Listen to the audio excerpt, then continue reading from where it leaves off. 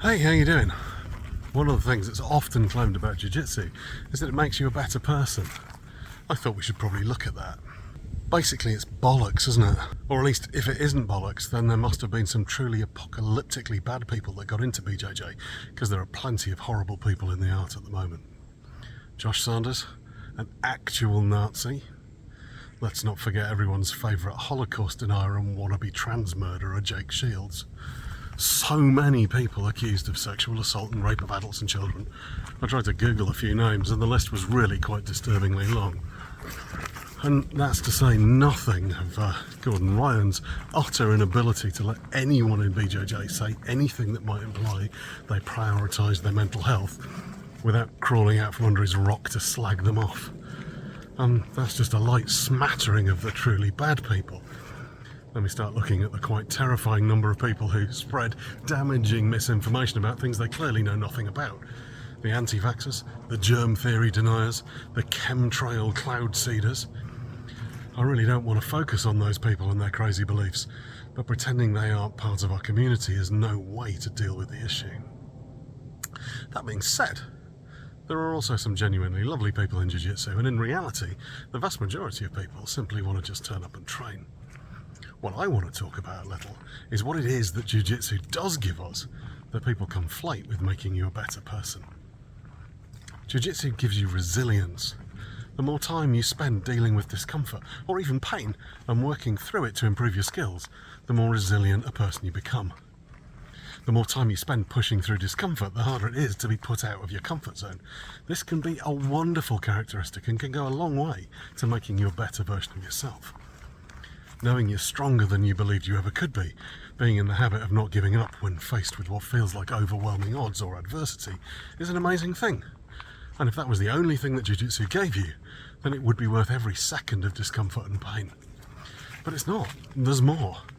Jiu Jitsu also gives you the knowledge that you're able to grow, that you can, with time and effort, climb the highest metaphorical peaks.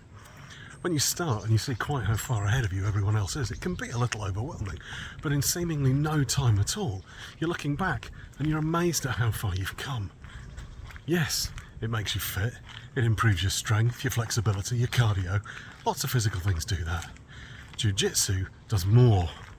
It seems that more than any other art or fitness hobby that I've done over the last 50 odd years, it positively impacts your mental health, it reduces stress, it increases self-confidence. When life is tough, the time you spend on the mats can literally give you what you need to keep going. People talk about the community benefits of the art as well, and it's certainly true that training with somebody repeatedly builds a strong bond. At least in the early stages of your jiu-jitsu career, the humility it sometimes forces on you is something that can be very valuable too. But I'd argue that none of these things are inherently objectively good in and of themselves. They're just things. If you're a misogynistic arse who considers himself to be a high-value man and thinks Andrew Tate speaks a lot of sense, then doing jiu-jitsu is not going to make you a better person. It'll just make you a more confident, more resilient, less stressed misogynistic arse. If you're the type of person who thinks it's okay to drug someone and sexually assault them, then spending years learning how to physically dominate someone probably isn't going to make that less likely. And if you're the kind of person who doesn't understand how science works, or the groundbreaking, world-changing work carried out by Edward Jenner and Louis Pasteur, and you've come up with your own crazy explanation for why drinking milk contaminated with cow shit is good for you, then making you more confident and more resilient to criticism probably isn't doing the world an actual favour. So no, I think we can safely put to rest the idea that Brazilian Jiu Jitsu makes you a better person. Unless, of course, you're a good person to start off with. And I'd like to think that the vast majority of people are.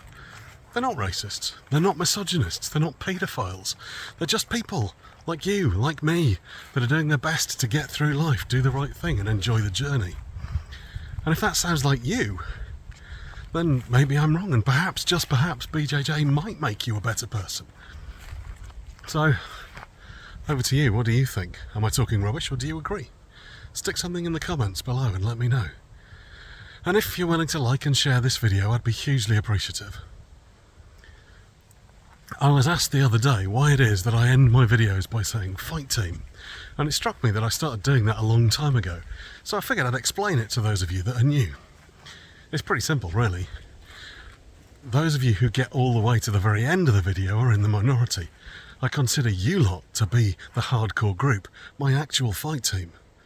So to you, fight team.